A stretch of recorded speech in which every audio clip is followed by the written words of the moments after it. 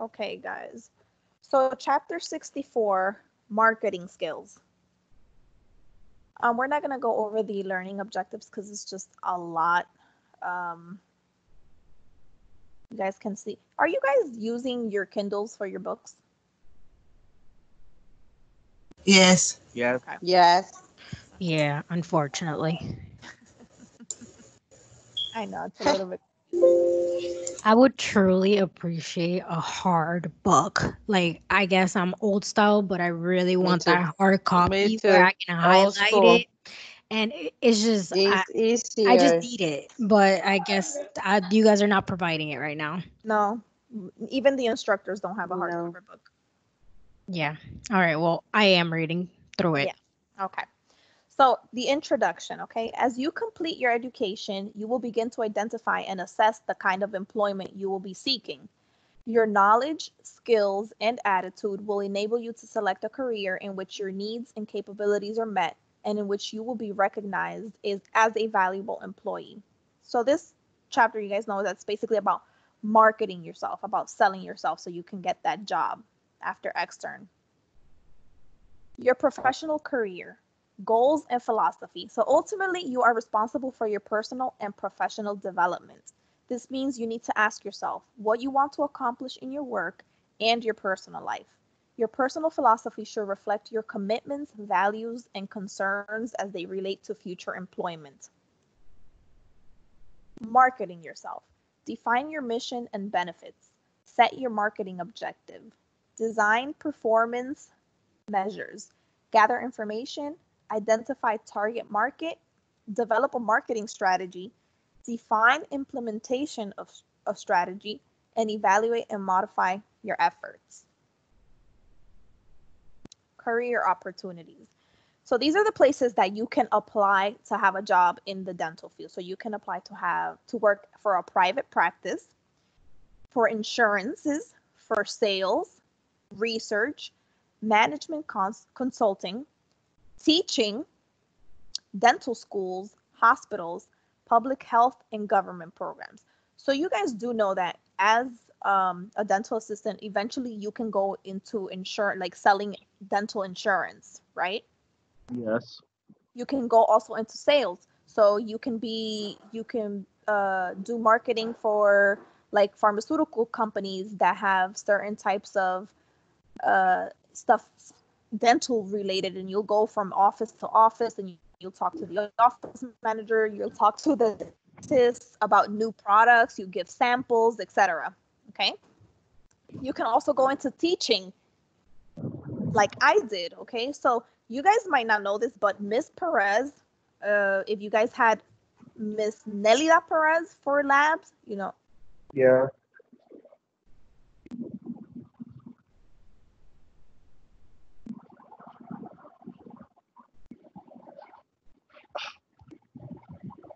well, was my dental instructor. And I'm not going to tell you how long ago this was, but it was a while ago. And eventually, after I worked for about 3 years in dental, after I graduated, I went back to the school where I graduated from and I was teaching alongside her. And then I went back to dental and now I'm back teaching alongside with her. So I'm what you call a full circle. Okay. Also, you could work for hospitals and you could work for public health and government programs. So you guys know that, the health department has dentists, right? Yes. Okay. And that you can work for. Also, you know that you can work in jails, right? Jails have dentists, so they need dental assistance. So that's also, an opportunity. Locating employment opportunities. You can look in newspaper advertisements, campus placement, and you will see around the campus if you're ever there that they do have on bulletin boards. They do have like flyers that say you can log on to here to look for opportunities and job placements in either medical assisting or HVAC or dental assisting, etc. You can use an employment agencies, temporary agencies, dental supply companies, professional organizations, and social media, Facebook, Twitter, and LinkedIn. Those are all areas where you can try to find work. Seeking employment, telephone contact, which is the first impression. Your resume, it presents a summary of your skills and qualifications. This is why the resume is so important, that you give top-notch information, because this is what's going to get you that interview, what the employer is going to look at. Do I want to hire this person? And your cover letter. The cover letter introduces you to your prospective employer and markets your skills and qualifications. So your cover letter is all that the employer is going to look at. If your cover letter is not eye-catching or is not interesting, they might not even bother to look at your resume. Okay, the components of a resume. The heading. So the heading includes your full name, address, and telephone number. Then you have to have a professional objective, which is a clear statement of the type of job that you are seeking. It also has to have your education, your most recent to least recent education. So if your most recent is FCC, that would be on the top. And then if your least recent was high school, then that would be at the bottom. And then after that, you'll have your professional experience. List your most recent to least recent work experience. So if you have a job at this moment, that would be on the top of your professional experience. And then it would go all the way to like the first job that you had. So it'll also have your skills on it. So specific areas that make you employable. If you are a multitasker, if you work great on Teams, if you have Microsoft Office experience, if you have QuickBooks experience, all that stuff is skills that's going to market you. And certifications, your certification, your CPR. Most employees require that you are have a valid card, not expired, for CPR, and any other appropriate certification information, like for X-rays and all that good stuff. Or if you have your CDA, which means you are a certified dental assistant, and for that you actually have to take a board, like a national test. Volunteer experience. A lot of offices like to see that you have any volunteer experience, awards or scholarships, and references. References are very important. So when you list somebody as a reference on your resume, don't list like your friends. They basically, what they want is professional references, like your old boss, your old manager, etc. An electronic resume. Many companies process incoming resumes by using electronic scanners and computers.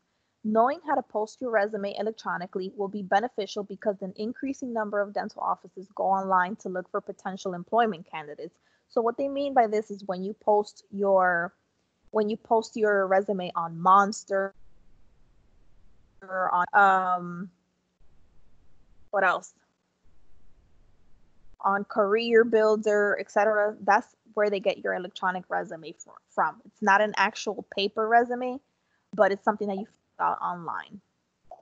I have a question about this. Sure. I do have my resume posted, many of them. Should I close it? my subscription, should I close it and then start like a new one for the dental assistant with the dental assistant resume? You can just update it. You don't have to close it and do a new one. You can just update your resume with whatever new experience you have or any school or certifications you don't have to. Yes. Okay. Mm-hmm. Okay. Alrighty. So the cover letter. So this introduces you to potential employers. It markets skills and qualifications. Like I said before, the cover letter has to be something that's catching, that's enticing, because you want them to, after reading your cover letter, you want them to look at your resume. Completing a job application form. Before your interview, you may be asked to complete a job application form. So this is why it's important to get to your interview at least 15 minutes early, because even though they already gave you an appointment for an interview, they're probably going to make you sign an actual paper job application form. So this will serve as the initial basis of your conversation with the interviewer. Be sure you follow directions exactly and that the information you give is accurate, neat, and complete. What do you think is going to happen if you do not follow directions exactly on the job application form? They're not gonna believe you. I'm not gonna get hired. They're not gonna hire somebody that don't follow Exactly. instructions. More than likely, you're not going to get hired because you're not following instructions. Exactly. So the interview promptness, make sure that you get there on time. There's nothing worse like being late to your interview because that already gives a bad impression to you. Okay. Appearance. You guys know you have to go professionally dressed.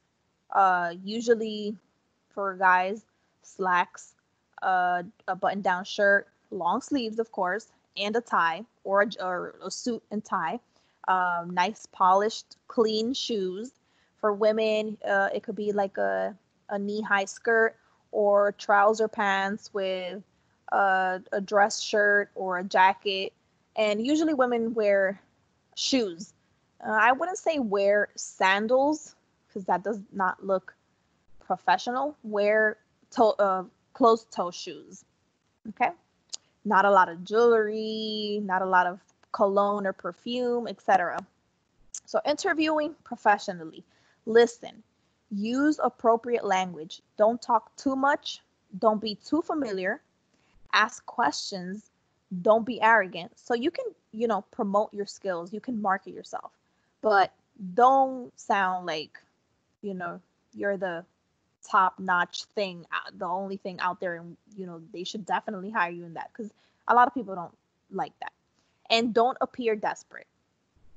Some people, I know that some people when they are in an interview, if the employer says, well, can you start, let's say today is Friday, and they tell you, can you start Monday at 8 o'clock? You know, you jump at the opportunity. Sometimes you don't want to, say you don't want to look or sound too desperate because let's say you're a person that has children. How are you going to make a decision so quickly about starting a job, in a 2 days notice at 8 o'clock in the morning? Do you have childcare? Do you know who's going to pick up the child? Impossible. Exactly. So also don't appear too desperate because if you get the job and then you start and then you have all these other complications, what's going to happen? They're going to fire you once they see that you're having all these problems and issues and stuff. And granted, people that have kids, they have emergencies. They stuff happens, it's normal. But if it's crazy stuff starts happening at the beginning of your employment, you're not going to last the 90 days. I guarantee you that. Okay, concluding the interview and then the follow-up letter. So the follow-up letter is usually like your thank you letter, saying thank you for the interview, hope to hear from you soon, etc. Salary negotiations, benefits to inquire about. It's important for you to ask if health insurance is offered, dental care for yourself and your family. I know that I wouldn't say most, but where I worked at, anything dental related was free for the immediate family of the assistant. So if it was like, let's say my husband and my kids, it would be free for them because I worked there. So do they have a retirement plan? Do they have a uniform allowance? And a uniform allowance means that if you buy your uniforms, are they going to reimburse you for that? Dues for professional organizations, travel expenses for professional meetings, and bonuses. Those are all things that you should inquire about. Okay, so that being said, what does a cover letter do?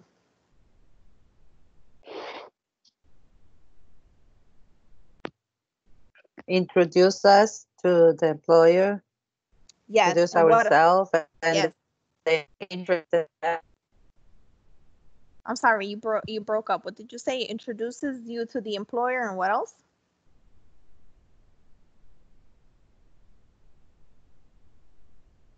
Let's see. It It markets gives them and it makes them be interested in ourselves. correct, because it markets your skills and qualifications. So if your skills and qualifications listed on that cover letter, if that appeals to them, then more than likely you're going to have that interview. Okay, so the most critical part of the interview, what is the most critical part of the interview, first of all? What do you think is the most critical part of the interview?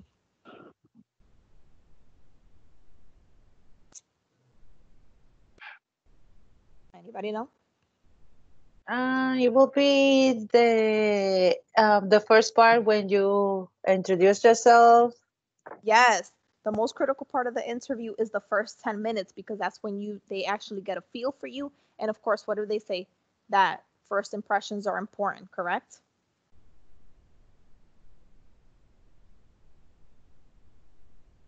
Okay. Yes, but not always the first impression is what is the That truth. yes, it's true, but that's why it's But important to look your best and mm, to sound your best when you're doing a job always. interview. Okay? Mm. Okay, so employment agreement should cover the following: your job description. Okay, what are you going to be doing? What exactly is your job? Although I will let you know that even though you have a job description, once you get hired, you might have to do extra things.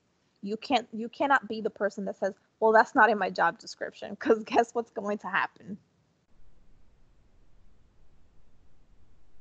You're not gonna get hired. No, you're gonna get fired because if they're asking you to do other things and you're telling them, well, I can't do that because that's not in my job description, you can't. It's not gonna go over well. Okay, it should cover your work schedule. What exactly is going to be your work schedule? For the most part, most offices or most doctors, they already have a set schedule. So they'll be like, we only work Monday through Friday, 8 to 5, let's say, with an hour lunch from 1 to 2 or 12 to 1, etc. They'll have a set schedule. So you'll know your schedule ahead of time. Compensation. How much are you going to be paid? Is it going to be salary? Is it going to be hourly? Are there bonuses? Okay. Professional attire. What are you going to need to wear for this job? Scrubs. What kind of shoes? If you're going to be hired for, let's say, a business manager, business managers most of the time they dress up. They don't wear scrubs like the dental assistants or the front desk. Interim employment, summary of dismissal, and a giving notice. Okay, so the next is Americans with Disabilities Act. Title I of the Act specifically makes it illegal for an employer to discriminate against prospective job applicants on the basis of disability. So I don't know if you've ever noticed, but most of the time in job advertisements, all the way on the bottom, it always says this company is an equal opportunity employer, EOE. And we don't discriminate on the basis of your race, sex, religion, etc. Okay, so that's what that means. And Title I also makes it illegal for the employer to discriminate against employees of the practice who may become disabled. So let's say something happened to you while at work or outside of work. They're not allowed to really fire you because you became disabled. Is that true all the time? Probably not. So job termination, friendly conditions, give adequate notice. If you're going to leave a job, what is the adequate amount of time that you should say, well, I'm leaving in this date? 2 weeks. Yes, the minimum is a 2 weeks notice. Okay, and that's like the common courtesy thing to do. So give adequate notice, help select and train your replacement, Most of the time in dental, you will do this if you're leaving your job. Whoever is going to be replacing you, you'll within those last 2 weeks of your employment, you're probably going to have to be training the person that's going to replace you. And request a letter of recommendation. Now, however, if you are leaving on a bad note from that job, do not request a letter of recommendation because they're probably not going to give it to you. Okay, in other circumstances, you will receive a severance with the final paycheck.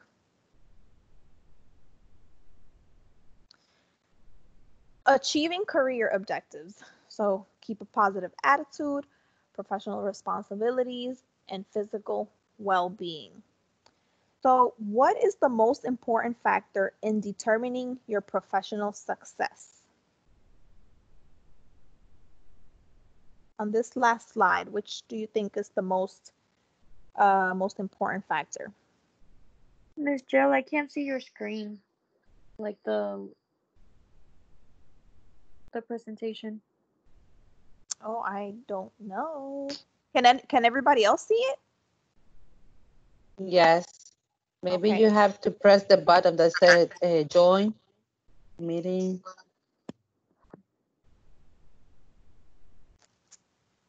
I don't know because I can see it and everybody Click. else can see it. So You I have have to no click idea. the circle that say YG. That would be the Miss Jill screen.